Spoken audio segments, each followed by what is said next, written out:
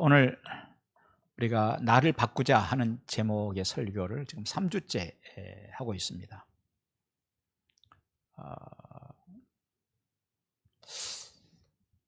음식에서 그 음식의 가치를 결정하는 것은 숙성이다. 그래서 특별히 김치 같은 경우는 더 그렇다는 것이었습니다. 숙성이 김치의 가치를 결정하죠. 우리 인생은 무엇이 우리의 가치를 결정하는가? 오늘 내가 무엇을 많이 가질 수 있는 것이 나를 가치를 결정하는가? 내가 무엇을 할 수 있는 것이 가치를 결정하는가? 오늘 내가 무엇이 된 것이 나의 가치를 결정하는가? 그렇지 않다는 것이었어요. 오늘 우리의 가치를 결정하는 것은, 김치의 가치를 결정하는 건 숙성이라면, 오늘 나의 가치를 결정하는 것은 바로 변화라는 것입니다. 변질되지 않고 변화되는 것, 그것이 나의 가치를 한없이 높이는 것이죠. 예수 믿는다는 건 무엇인가? 하나님께서 우리를 왜 부르셨는가? 물론 죽어서 천국 가는 것, 지옥 가지 않고 천국 가도록 하나님께서 우리를 영혼 구원을 위해서 부르셨죠. 그런가 하면 이 땅에 살면서도 하나님께 주시는 놀라운 은혜와 축복 가운데 살아갈 수 있도록 하시기 위해서 우리를 불러주셨다는 것이에요. 그러면 그 은혜와 축복이라고 하는 것은 어떻게 우리에게 와지는가? 변화를 통해서 와지는 것이다 그랬어요. 그리고 그 변화라고 하는 것은 어떻게 와지는가? 하나님께서 오늘 우리들에게 뭘 주셨느냐면 교회를 주셨단 말이에요. 이 교회는 하나님께서 왜 주셨는가?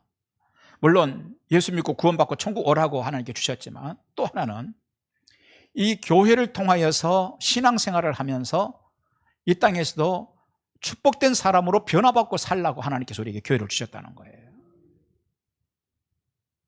여러분 믿습니까? 그냥 교회는 그냥 다니기 위해서 주신 게 아니라, 원래 다녔으니까 그냥 다니기 위해서 주신 게 아니라, 변화를 받고 축복된 삶을 살아갈 수 있도록 하시기 위해서 하나님께서 우리에게 교회를 주셨다는 거예요. 그렇기 때문에 교회에는 어떤 일이 일어나야 되느냐? 교회 다니는 동안에 그 사람이 변화가 일어나야 된다는 거예요. 변화가 일어나면 오늘 그 사람이 지금 현재 어떤 상황인지, 무엇을 가졌는지, 무엇을 할 수 있는지에 상관없이 놀라운 가능성 사람이 되는 것이고, 하나님의 은혜와 축복 가운데 거할 수 있는 사람이 되는 것이죠. 그래서 그 일을 위하여서 하나님께서 우리 교회를 주셨는데, 도대체 교회에서는 무슨 일이 일어나기 때문에, 무슨 일을 하기 때문에 우리에게 이 변화라고 하는 것이 가능하도록 하셨는가 하는 거였어요. 그러면서 우리가 바울이 디모데에게 보낸 편지를 보았죠. 바울이 디모데에게 편지를 보냈는데, 디모데는 뭐 하는 사람이냐는 목회자였거든요. 그 목회자에게 교회에서 목회를 할 때 이렇게 교회에서 목회하는 동안에 힘써라 그랬어요. 그게 뭐였냐면은 가르치는 일을 열심히 해라. 또 뭐 했느냐? 훈련을 시켜라. 가르치는 일도 역시 훈련이겠죠. 다시 말해서 오늘도 교회라고 하는 곳은 어떤 곳이냐면은 훈련받고 변화되는 곳이라는 얘기예요. 믿습니까, 여러분? 그래서 교회에 다니는 동안에 오늘 우리가 얼마만큼 훈련을 받느냐에 따라서 내가 얼마만큼 변할 것인가의 문제가 결정되는 것이고, 내가 얼마만큼 훈련 받느냐에 따라서 변화받고 내가 축복된 삶을 살고, 우리 가족들도 그렇고 우리 자녀들도 그렇고 교회도 그렇고 그런 역사가 일어날 것인가 하는 문제이죠. 그런데 많은 사람들이 착각하는 것 중에 하나가, 교회에 프로그램이 없잖아요. 훈련 프로그램이. 그렇게 생각하는 경우들이 있습니다. 그런데 제가 설교 중에 계속해서 여러분에게 드렸던 말씀은 뭐냐면, 훈련이라고 하는 것은 프로그램 정해가지고 하는 게 아니다는 거예요. 결국 우리가 한국교회가 그렇게 많이 해봤다는 거예요. 변화되는 것은 아니었고, 그저 이마에 예수님의 붉은 보혈이 흐르는 게 아니라, 예수님의 십자가 붉은 피를 묻히는 게 아니라 빨간 색만 칠하고 다니라는 얘기예요. 아주 흡사하죠. 정말로 중요한 훈련이 뭐냐? 신앙생활 자체를 훈련이라고 생각하는, 내가 하나님 앞에 갈 때까지, 여러분들께서 몇 년 동안 사실지 모르겠어요. 앞으로 저보다 더 오래 사시길 바랍니다. 너무 희망사항인가요? 어찌됐건 오래들 사세요. 건강하시게. 우리 가운데는 모르겠어요. 제가 장례를 치러드려야 될 분도 계실 것이고, 또 우리 가운데는 제 장례식에 오셔야 될 분들도 있을 것이고 그렇습니다. 하나님께서 부르시는 날까지, 그날까지 우리는 그 변화를 위하여서 신앙생활을 걸어가야 되고 신앙생활을 해나가야 된다는 얘기예요. 그렇기 때문에 신앙생활이라고 하는 것을 그저 생각 없이 뜻없이 교회에 왔다 갔다 해가지고는 30년 후 50년 후 아니라 우리가 이 다음에 하나님 앞에 설 때까지 나에게 변화는 일어나지 않을 수 있어요. 어떤 사람에게 변화가 일어나느냐? 내가 지금 신앙생활 하는 것은, 내가 오늘 마을한교회 다니고 신앙생활을 하고 주일 예배를 드리고 말씀을 듣고 하는 모든 것들은 내가 훈련입니다. 그리고 한 주간 삶을 사는 것은 들었던 말씀을 가지고 내 자신을 훈련시켜 나가는 과정입니다. 그래서 또 주일날 와가지고 하나님 말씀을 듣고 또 그 말씀을 기준 삼아서 나를 자신을 또 한 주간 동안 훈련시켜 나가고, 그래서 삶도 훈련이고 헌신도 훈련이고 기도도 훈련이고 예배 참석도 훈련이고 하나님께 드리는 것도 훈련이고 주변을 돌아보고 챙기는 것도 훈련이고, 매사의 모든 것들을 훈련 정신 가지고 갈 때 그는 변화의 놀라운 역사가 일어날 것이다 그랬어요. 훈련은 참 중요한 게 자세라고 그랬어요. 자세가 좋아야 훈련을 하면 훈련 결과가 반드시 좋은 결과가 나오는 것이죠. 훈련 받으러 와가지고 훈련을 안 받고 저 뒤에 서서 껌이나 짝짝짝 씹고 다리 떨어가면서 그렇게 해가지고는 그 사람이 아무리 교회 훈련장에 많이 다녔다고 해서 훈련되는 게 아니라는, 변화가 일어나는 게 아니라는 얘기예요. 자세가 중요하다. 자, 그러면 오늘 우리가 걸어가야 될 나의 변화를 위해서 우리가 걸어가야 되는 것들이 어떤 것들이 있는가 하는 것들이었어요. 그 중에 하나가 우리가 지난 주간에 보았던 얘기죠. 말씀이죠. 그 변화를 위하여서 기도하면서 기다려줌이 필요하다. 기도하면서 기다려줌이. 자, 그러면 어떤 일이 일어나는가? 첫째는 상대방이 변화되는 놀라운 은혜가 일어난다는 얘기였어요. 사실 그 오래 참아주는 것은 하나님께서 하시는 전문적으로 하시는 거예요. 오늘 우리를 돌아볼 때 하나님께서 우리를 얼마나 오래 참아주셨어요. 교회 와가지고 은혜 받고 찬양하고 말씀드리면 은혜 받고 보면은, 아, 하나님이 나를 너무 오랫동안 참아주셨구나, 그걸 우리가 발견하는 거 아니에요? 하나님이 나를 너무 오랫동안 참아주셨구나. 그래, 교회의 특징 중에 하나는요, 참음이라고 하는 거예요. 오랫동안 기다린다는 거예요. 하나님도 나를 오랫동안 참아주시고 계시고, 나도 역시 삶을 살면서 동일한 원리죠. 참아주고, 그냥 참는 게 아니라 기도하면서 참아주는 것이죠. 그러면 어떤 일이 일어난다고 그래요? 상대방이 변화되는 역사가 일어난다 그랬어요. 이게 지난 주일에 우리가 보았던 주제예요. 또 기도하면서 참고 또 참고 기도하면서 참고 기다리면 어떤 일이 일어나는가? 두 번째 일이 일어난다고 그랬어요. 그것이 오늘 주제입니다. 어떤 일이 일어나느냐? 내가 변한다는 거예요. 따라서 합시다. 내가 변합니다. 아멘. 내가 변해요. 그리고요, 세상의 원리 중에 하나는요, 내가 바뀌고 변화되는 게 제일 빨라요. 우리 옆 사람한테 인사 우리 좀 인사합시다. 내가 바뀌는 게 제일 빠릅니다. 아니 솔직하게 얘기해요. 권사님 쳐다보세요. 집사님 쳐다보시고, 권사님이 변하는 게 제일 빠릅니다. 집사님이 변하는 게 빠릅니다. 혹시 장로님 계시면 장로님이 바뀌는 게 제일 빠릅니다. 다 시작. 어떤 분이 저를 보고요, 목사님이 바뀌는 게 제일 빨라요 그래요. 네, 맞습니다. 우리 모두에게 그렇죠. 제일 빠르고 가장 효과적인 건 뭐냐? 내가 바뀌는 거예요. 그런데 기도하면서 기다리는 동안에 상대방이 바뀌든지 아니면 기도하면서 기다리면 내가 바뀌는 역사가 일어나는 거예요. 국민일보 겨자실 안에 이런 글이 있었어요. 스승과 제자가 어느 날 아주 가난한 오두막집을 방문합니다. 그 집은요, 열심히 일해가지고 살아보려고 하지 않고 온 식구들이 암소 한 마리의 우유에 의지해서 근근히 생계를 이어가고 있었어요. 그 집에 암소가 한 마리 있었는데 그 우유가 늘 나오니까 그 우유 짜서 그저 근근히 온 가족이 먹고 살고 있었던 것이죠. 어느 날 그 스승이 제자들에게 충격적인 지시를 합니다. 이 집 사람들 몰래 저 소를 몰고 살살 올라가 가지고 산 꼭대기에 낭떠러지 가가지고 소를 확 밀어버려라. 제자는요, 괴로웠지만 스승님의 명령을 따릅니다. 그래서 가족들 몰래 소를 싹 풀어가지고 살살살 끌고 올라가가지고 높은 데 낭떠러지 가지고 확 밀어버립니다. 어떻게 됐겠어요?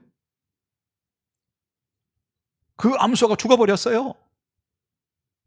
그런데 몇 년 후에 그 집을 다시 찾아갔는데 제자는 찾아갔는데 그 제자가 깜짝 놀랐습니다. 왜냐하면 이전에는요, 아주 낡은 오두막에 겨우겨우 생활하던 사람들, 오두막집이었는데 가서 봤더니 아주 풍요로운 저택이 똑 서 있는 겁니다. 주인이 말합니다. 일전에 오셨을 때 하필이면 그때 그냥 우리 암소가 떨어져 죽어버려가지고 우리 가족들은 살 길이 없었습니다. 그래서 우리도 살아야 되니까 무엇인가를 찾아서 이제는 우리가 일을 해야 했습니다. 온 가족들이 나가서 먹고 살기 위해서 부지런히 일을 했습니다. 그리고 보니까 암소가 죽은 것이 우리 가족 최고의 행운이 되었습니다. 내가 바뀌는 것이 가장 빠르다는 얘기예요. 내가 바뀌는 것이 최고의 효과라는 얘기예요.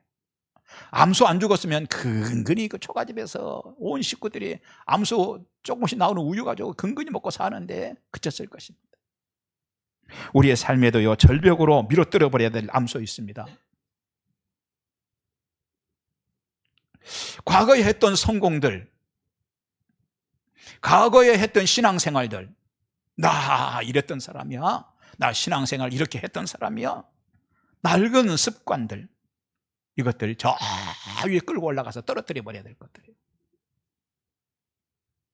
만일 우리가 그런 것들이 안주한다면 하나님께서 예비하신 그 넓은 길은 보이지 않을 것입니다. 때문에 우리에게 찾아오는, 때로는 가끔 가다가 찾아오는 상실들, 암소가 떨어져 버리는 그런 일들, 상실, 또 어떤 일들이 스톱하고 멈추는 것들, 이런 일들은요, 어쩌면 그런 암소를 떠나보내라는 하늘의 신호일 수 있어요. 떠나보내는 것은 끝이 아니라 새로운 가능성의 시작인 것입니다. 믿습니까, 여러분? 그리고 나에게서 떠나보내야 하는 것을 내가 떨어뜨려 버리는 것이 가장 효과적이라는 거예요. 그리고 가장 빠른 축복의 길입니다. 우리 신앙도요, 그동안 몸과 생활에 배인 불신앙적인 것들 있습니다. 신앙생활 하면서 내 속에서 하나님 말씀이 증폭되고 하나님 말씀이 힘을 내서 내 생각하고 싸울 때 하나님 말씀이 이겨야 될 것인데 자꾸 내 계산이 이겨. 내 마음속에서 내 성격이 자꾸 이겨. 내 이해타산이 하나님 말씀을 이겨 자꾸. 그렇다면 이것들 끌고요, 당장에 여러분 저 절벽 꼭대기로 올라가 떨어뜨려 버려야 될 것들이에요. 그렇게 되면 비로소 주님의 은혜가 채워질 줄 믿습니다. 그런데 성경에 보면요, 자신이 변할 생각은 하지 않으면서 늘 불평과 원망으로 살다가 하나님이 주셨던 사명을 그르쳐버린 사람이 있어요. 누구게요? 누구겠습니까? 생각이 잘 안 나시죠? 요나입니다. 요나예요. 요나에게는 가장 큰 불만과 원망의 대상이 하나 있는데 그게 니느웨의 성이었어요. 사실 그 니느웨는 하나님께도 거치는 곳이었죠. 그래서 하나님께서 손을 한번 보셔야 되는 곳이었어요. 그래서 그 일의 적임자로 하나님께서 누구를 선택하셨느냐? 요나를 선택했어요. 하지만 그는 그 일에 선뜻 나서지 않습니다. 그러자 택함을 받은 특별한 자로서의 모든 축복, 하나님 앞에 택함 받았다는 건 큰 축복일 줄 믿습니다. 그런데 그 모든 축복들은 그게 다 떠나가 버립니다. 그리고 메기처럼 생긴 미움의 눈을 뜨고 반대편 니느웨가 아니라 반대편 다시스로 도망하는 인생이 됩니다. 그러다가 어떻게 되죠? 풍랑에 휩싸여 있는 인생이 됩니다. 그리고 어떻게 됩니까? 우리 너무 잘 아는 얘기죠. 여러분, 세상이 생긴 이래에 이후에 누가 물고기 뱃속에 들어가 가지고 회개한 사람이 있어요? 유일한 사람이요. 유일하게 세상이 열린 이후에 처음으로 물고기 뱃속에 들어가 가지고 두려워하면서 회개하는 사람이 됩니다. 그런 그에게 유일한 해답은 하나입니다. 그가 바뀌는 것이죠. 왜 바뀌어야 됩니까? 하나는요, 요나가 진정으로 바뀌면 니느웨 사람들도 이스라엘을 대하는 자세가 바뀔 것이기 때문이에요. 그런데 하나님께서 물고기 뱃속에서 건져내신 다음에 명령하잖아요. 가서 전해라. 하는 수 없이 생각해보고요, 기도 좀 해보고요, 좀 얘기 좀 해보고요, 그러다가 하는 수 없이 니느웨에 가가지고 딸랑 하루 성을 지나가면서 회개하라고 외쳤어요. 그러자 어떻게 됩니까? 그 왕으로부터 짐승에 이르기까지 모두가 다 금식하면서 회개를 해버려. 이제 앞으로 니느웨 사람들은 유대인들에게 어떻게 될까요? 우호적인 사람이 될까요? 계속해서 핍박을 할까요? 우리가 생각해도 우호적인 사람들이 될 거예요. 왜요? 또 이스라엘에 대한 위험도 줄어들 것입니다. 왜냐하면 자신들을 구원에 이르도록 복음을 전해준 고마운 나라이기 때문인 것이죠. 하지만 요나는요, 그것이 불만이에요. 그 니느웨가 막 바뀌고 하나님의 심판을 면하는 것이 싫은 거예요. 왜냐하면 지난날 니느웨 그놈들이 우리에게 했던 것을 기억해야 된다는 거예요. 지들이 무슨 짓을 했는데 용서가 안 되는 것이죠. 그러고 보니까 요나에게는 내일은 없어요. 요나에게는 과거라는 줄에 매어서 살아가고 있을 뿐입니다. 지난날 지들이 한 것을 생각해야지. 우리도 가끔 그럴 때가 있죠. 지난날 36년 동안 우리나라에게 지들이 했던 것을 우리는 잊지 않고 있지. 말하자면 그런 거예요, 지금. 자, 그런데요, 그것이 어리석은 사람이더란 얘기예요. 어리석은 사람은 내일의 꿈보다는 어제의 감정에 더 충실한 것이 특징이에요. 요나에게 유일한 해답이 하나 있습니다. 그가 바뀌면 되는 거예요. 요나만 바뀌면 돼요. 원인이 있습니다. 한 가지는요, 하나님도 바뀌셨기 때문에 그래요. 아멘. 그래서 하나님께서는 그 회개하는 니느웨 성 사람들을 용서해 주셨어요. 하나님께서. 하나님도 바뀌셨어요. 그렇다면 요나는 자기 고집에 빠지면 안 되죠. 하나님도 바뀌었는데 이제 요나만 바뀌면 되는 것이죠. 여러분, 하나님도 바뀌셨고 니느웨 성 사람도 바뀌었어요. 세상이 다 바뀐 거예요. 그런데도 요나는 꼼짝을 하지 않습니다. 마음에는 미움이 가득하고 분노가 들끓고 있습니다. 끝까지 니느웨가 망하기를 바랍니다. 니느웨 사람들의 머리 위에 막 하늘의 불이 쏟아져 내리고 그곳 사람들 비명 지르고 통곡하는 그 결정적인 순간을 보아야 속이 좀 시원할 것 같습니다. 그래서 어떻게 합니까? 그 니느웨 도시가 잘 내려다보이는 산 꼭대기로 올라가요. 뭐 하려고? 불이 떨어져서 저것들 죽는 꼴을 보기 위해서 올라간 거 아니에요? 그리고는 꼼짝하지 않고 그 도시만 쳐다보고 있습니다. 눈도 깜짝하지 않고 그냥 쳐다보고 있는 거예요. 시간이 흘러도 비가 와도 천둥 쳐도 그 자리에서 꼼짝하지 않아요. 드디어 중동 지방에 뜨거운 태양이 떠오르기 시작합니다. 니느웨 성이 불바다가 되기 전에 자신의 몸이 불덩어리 속에 빠져듭니다. 그래도 꼼짝 않고 니느웨 성만 쳐다보고 있습니다. 이것이 미움으로 가득한 사람들의 비극이라는 거예요. 남을 죽이기 전에 내가 먼저 죽습니다. 열사병으로 그 사람이 죽을 것만 같습니다. 하는 수 없이 어떻게 해요? 하나님이 나서야 돼요. 그래서 박넝쿨이 쭉 금방 자라게 합니다. 머리 위에 쭉 박넝쿨이 막 그냥 그늘을 내려줍니다. 하나님이 나서신 거예요. 그랬더니 그늘이 확 내리니까 어떻겠어요? 아주 살 것 같아요. 그런데 그 박넝쿨은요, 하나님께서 너 박넝쿨 아래에서 축복받고 살아라, 그게 아니었어요. 알고 보면 하나님의 은혜가 어떤 것인지 알도록 해주신 거란 말이에요. 은혜를 알라는 거예요. 이게 은혜라는 거였어요.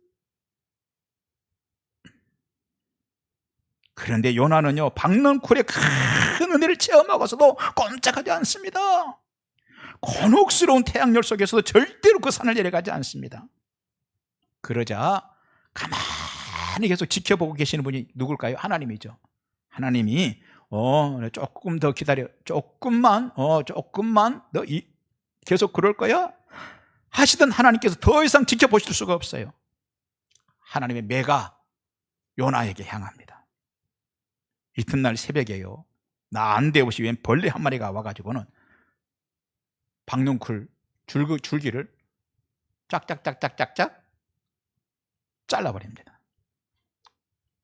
여러분, 상황이 그 정도 되었으면 이제 그 미움의 산에서 내려와야 될 줄 믿습니다. 아멘은 12분만 아멘 하시는 것 같아요. 아멘. 그것이 그가 사는 길이에요. 분명히 처음에 요나는 하나님의 종으로 부름받았습니다.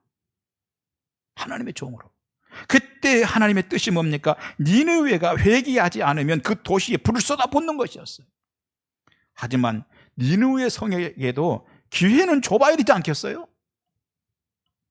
그래서 요나에게 그 일을 하라는 거였어요. 기회를 한번 줘보자. 그런데 요나는요, 그 미운 놈들에게 회개의 기회에 생략하고 바로 심판으로 들어가자는 거예요. 그리고는 자신의 감정과 고집에 사로잡혔습니다. 그 결과 니느웨를 손보시려고 했던 하나님의 손길이 방향이 휙 돌려졌습니다. 갑자기 손보아야 될 대상이 니느웨에서 대상이 바뀌었어요. 그것이 벌레가 나타나서 요나의 머리 위에 있던 박넝쿨을 삭삭삭삭 잘라버리는 사건입니다. 사람이요, 눈치가 있어야 돼.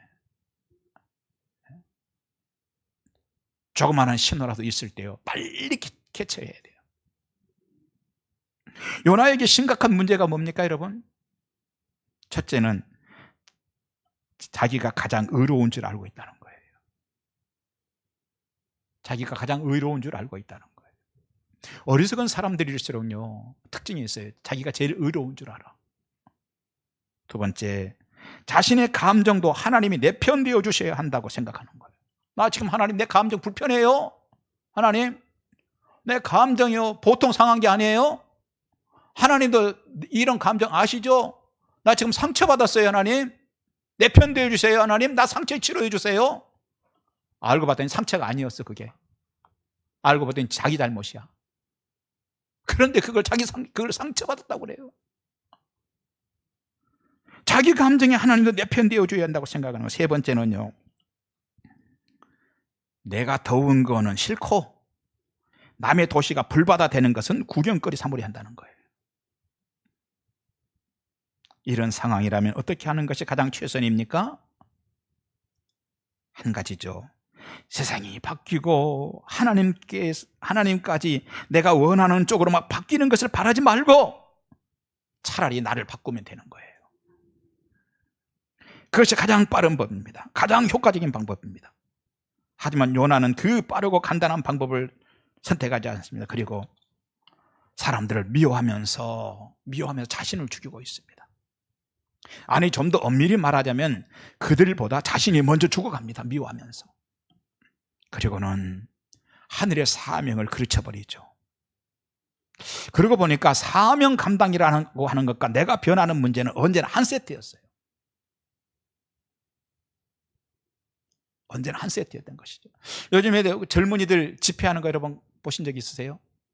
이번 8월 17일 우리 집회할 때도 막 크게 역사가 일어나려고 생각합니다. 대체적인 이번에 집회는 우리가 개혁으로 가는, 나를 깎아내는 집회예요. 나를 깨뜨리는 집회입니다.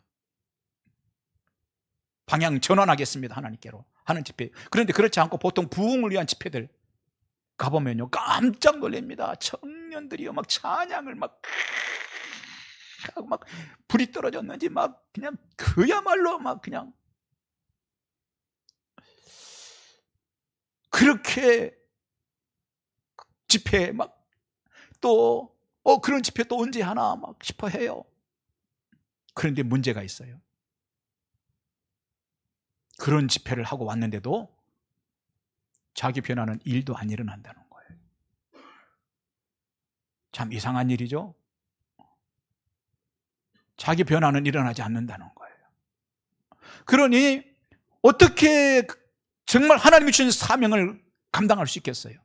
그러니까 하나님 사명 같은 거는 관심도 없고 오직 내 부흥, 내 심령의 충만, 그걸 부흥이라고 생각하죠. 여러분, 부흥하고요 사명 감당하는 거하고 내가 변화되는 건 한 세트였던 거예요. 우리도 마찬가지입니다. 교회 안에서 사명 감당할 때 여러분 장로의 직책이 있습니까? 안수 집사의 직책입니까? 권사님의 직책입니까? 집사님의 직책입니까? 교사의 직책이 있습니까? 성가대에 있습니까?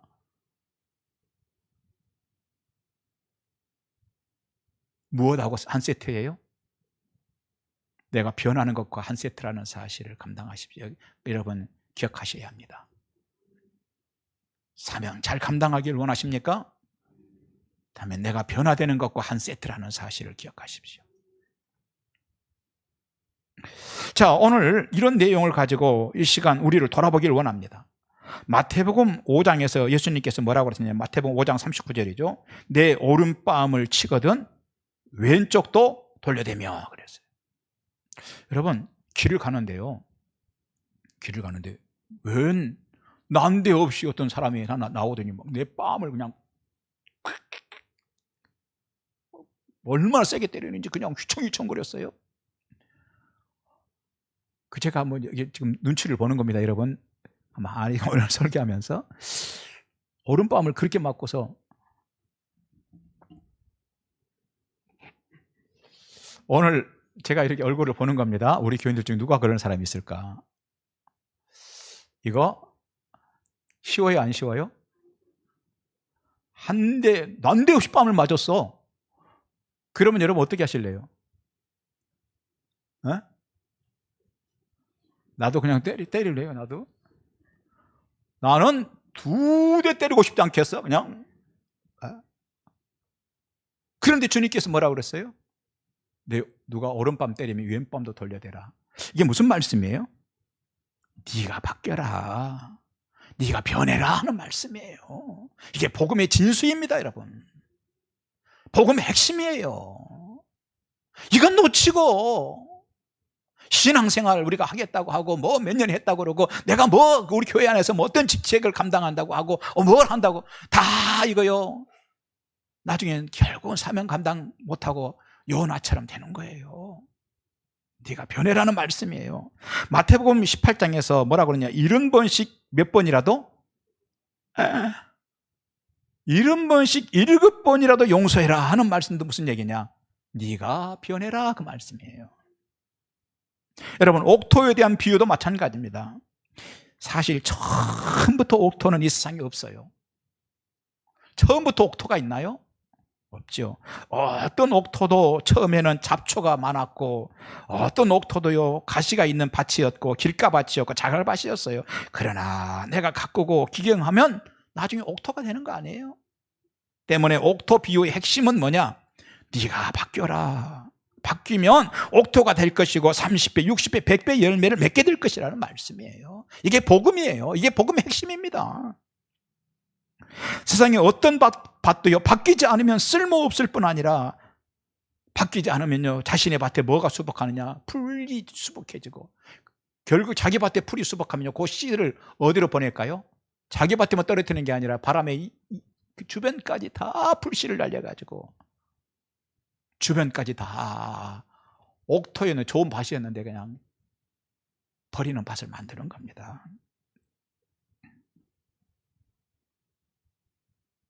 그래서 주님께서는 세상이 바뀌기를 바라지 말고 네가 바뀌어라. 그것이 주님께서 그의 백성들을 향해서 하시는 말씀이에요. 그런데 요나는 그렇게 하지 않았습니다. 끝까지 자신을 바꾸지 않습니다. 그 정도 되면 하나님께 정말로 짐스러운 존재는 니느웨 성일까요? 요나일까요? 여러분, 생각이 있다면 한번 생각해 보세요. 내가 가장 하나님 편이라고 생각하는 사람이 누구냐 하면 지금 요나거든요. 그런데 내가 가장 하나님 편이라고 생각하고 있는 바로 그 사람일 수 있어요. 그래서 니느웨에 들려져야 될 하나님의 말씀이 요나에게로 향하여 들려진 거예요. 그것이 얼마나 손해입니까? 하나님 말씀은 그리 흔하게 계시되지 않습니다. 그런데 모처럼 하나님의 음성에 있었습니다. 그 말씀은 당연히 인류 전체를 향하신 말씀이며 좀 더 많은 사람들이 구원 얻을 수 있도록 니느웨에 집중되어야 합니다. 그런데 안타깝게도 하나님께서는 내 편이라고 생각하였던 요나의 마음을 바꾸기 위해서 시간과 에너지를 사용하고 계시는 것이죠. 그래서 너 그렇게 네 감정이 소중하고 박넝쿨 말라버린 것이 그렇게 속이 상하냐? 그렇다면 너는 내 마음을 헤아려 보기는 하는 것이냐? 하고 말씀하고 있는 것입니다. 중요한 것은 변화입니다. 그것도 내가 변하는 것입니다. 내가 변하는 것이죠. 여러분 가운데 누구라도 나를 변화시키는 일을 포기하지 않기를 바랍니다. 오늘의 나를 통해서도 어떤 위대한 일이 일어날지 모르는 것입니다. 우리도요, 내가 예수로 변하면 나를 통해 어떤 일이 일어날지 모릅니다. 내가 안 되면 우리 자녀들을 통해서라도 위대한 일들을 하나님께서 하실 것입니다. 변화를 포기하지 마시기 바랍니다. 또한 내가 변하면 하나님이 나를 어떻게 축복하실지 아무도 모릅니다. 제가 이전에 전주 평화동에 가면 온고을 평화교회라고 있어요. 제 동기 목사님 목회를 하고 있어요. 그래서 그 교회를 제가 자주 갑니다. 그 교회에 가서 이전에 뭐 만났던, 제가 직접 만나고 했던 집사님에게 한 이야기입니다. 그 교회 김병관 집사님이에요. 강병관 집사님, 우리 교회 집사님이죠. 김병관 집사라고 하는 집사님이 있었어요. 내가 처음에 그분하고 만났을 때 그분은 참 힘들고 어려운 처지였어요. 참 가난하고 힘들고 어렵게 살더라고요. 그런데 그 집사님 부부에게는 인생의 신조가 있었어요. 뭐냐면 우리가 사는 길은 예배 참석하는 것이고 11조 하는 것이다 라는 생각이 가득했어요.